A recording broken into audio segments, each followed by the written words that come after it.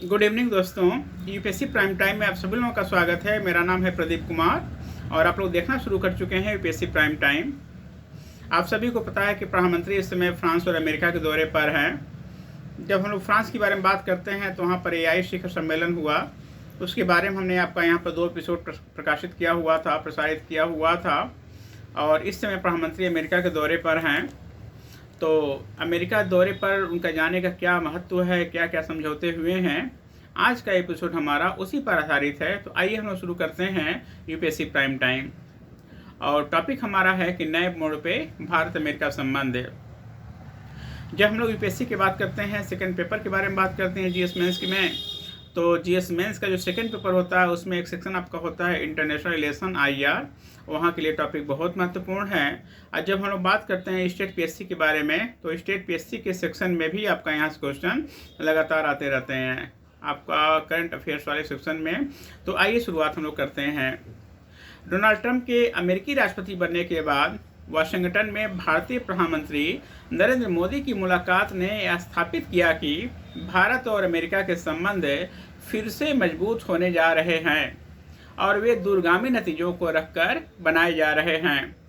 इसके बाद भी भारत को कुछ मुश्किलें आ सकती हैं, क्योंकि डोनाल्ड ट्रंप ने अपने दूसरे कार्यकाल में यह ठाना है कि वह अन्य देशों से आने वाले उत्पादों पर आयात शुल्क यानी टैरिफ बढ़ाकर अमेरिकी उद्योगों को बढ़ावा देंगे और अपनी अर्थव्यवस्था को मजबूत बनाएंगे। यह ऐसा मेक अमेरिका ग्रेट अगेन नारे के तहत कर रहे हैं। ट्रंप ने प्रधानमंत्री मोदी से वार्ता के ठीक पहले ही पारस्परिक टैरिफ की घोषणा कर दी। अमेरिकी राष्ट्रपतियों और खासकर ट्रंप की यह आदत रही है कि वह किसी देश से मनमाफिक समझौते के लिए आक्रामक तरीके से अतार्किक बातें करके उस पर अनावश्यक दबाव बनाते हैं। यह पारस्परिक टैरिफ की उनकी घोषणा से भी इंगित हो रहा है। यह ध्यान रहे कि पहले उन्होंने कनाडा और मेक्सिको के उत्पादों पर टैरिफ बढ़ाने की घोषणा की और फिर उसे कुछ दिनों के लिए स्थगित कर दिया। ट्रंप भारत को टैरिफ किंग कहते रहे हैं। बीते दिवस भी उन्होंने कहा कि भारत बहुत अधिक टैरिफ लगाता है। वह टैरिफ की बात करते हुए हार्ले डेविडसन मोटरसाइकिल का जिक्र करने से नहीं चूकते। ट्रंप कहते रहे हैं कि अधिक ट्रैफिक के कारण ही उनके पिछले कार्यकाल में हार्ले डेविडसन भारत में अपनी मोटरसाइकिल नहीं बेच सका और उसे उनका निर्माण भारत में करने के लिए मजबूर होना पड़ा। उन्होंने अपना यह रोना फिर से रोया। उनके रवैये से आशंका बढ़ गई कि दुनिया में ट्रेड वार शुरू हो सकता है। यह ध्यान रहे कि चीन ने टैरिफ बढ़ाने की ट्रंप की घोषणा के जवाब में खुद भी टैरिफ बढ़ाने की चेतावनी दे दी है। यदि ट्रंप पारस्परिक ट्रैफिक की नीति पर सचमुच चलते हैं तो जापान और यूरोपीय देशों के साथ भारत पर सबसे अधिक प्रभाव पड़ सकता है। अभी भारत से जो निर्यात अमेरिका को हो रहे हैं वे उच्च तकनीक आधारित कम हैं। भारत अमेरिका को बड़े पैमाने पर आभूषण, रत्न, दवाएं, कपड़े आदि निर्यात करता है।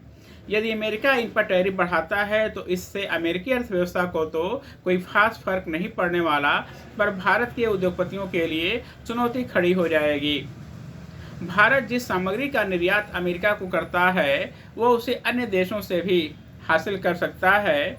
स्पष्ट है कि भारत को यह देखना होगा कि अमेरिका उसके हितों की अनदेखी तो नहीं कर रहा है।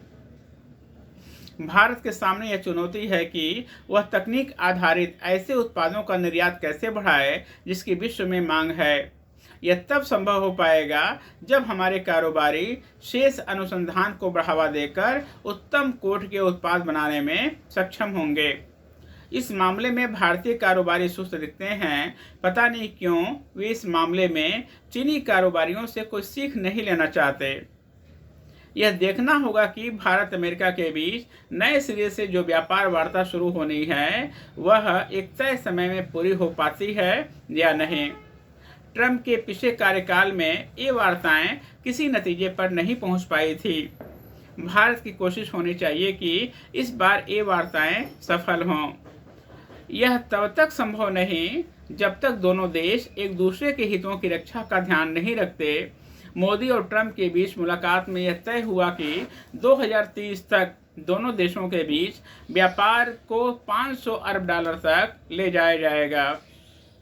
इस लक्ष्य को तभी पाया जा सकता है जब टैरिफ दरें कम ऐसी होंगी जो एक दूसरे को रास आएंगी। अमेरिका के पास तमाम ऐसी आधुनिक तकनीक है जिनकी भारत को आवश्यकता है। अमेरिका अपनी तकनीक देने के साथ इसकी भी कोशिश में रहता है कि भारत उसके अधिक से अधिक हथियार खरीदे। पिछले कुछ वर्ष पहले अमेरिका भारत को F-16 लड़ाकू विमान बेचना चाहता था। तब भारत ने फ्रांस से राफेल विमान खरीदना बेहतर समझा था। अब अमेरिका लड़ाकू विमान F-35 बेचने की पेशकश कर रहा है। यह कहना कठिन है कि भारत इस पेशकश को स्वीकार करेगा। भारत अपना लड़ाकू विमान तेजस करने में लगा हुआ है, लेकिन उसके लिए जरूरी इंजन अमेरिका से मिलने में देर हो रही है। इस देरी पर पिछले दिनों वायुसेना प्रमुख ने अप्रसन्नता भी व्यक्त की। उम्मीद है कि इस संदर्भ में भारतीय प्रधानमंत्री ने अमेरिकी राष्ट्रपति से चर्चा की होगी। यह आवश्यक है कि भारत अपनी जरूरत के हिसाब से ही लड़ाकू विमान एवं अन्य हथियार अमेरिका से खरीदे, क्योंकि यह समय रक्षा मामलों में आत्मनिर्भरता हासिल करने का है। जहां तक संभव हो, भारत को वही रक्षा उपकरण खरीदने चाहिए जिसकी तकनीक भी मिले। भारत को रक्षा क्षेत्र के साथ साथ अन्य क्षेत्रों में भी आत्मनिर्भर बनने की कोशिश करनी होगी। इस कोशिश में कामयाब होने के लिए अमेरिकी तकनीक चाहिए होगी, लेकिन उसे हासिल करने के नाम पर अमेरिका की मनचाही शर्तें मानने से बचना होगा।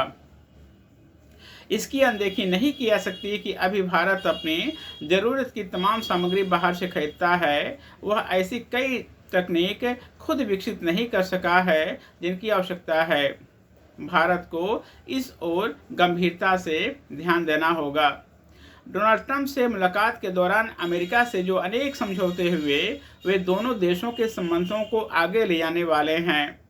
भारत और अमेरिका के बीच व्यापारिक सहयोग लगातार बढ़ रहा है और मोदी की अमेरिका यात्रा से दोनों देशों के संबंध एक नए और बेहतर मोड़ पर आ गए हैं।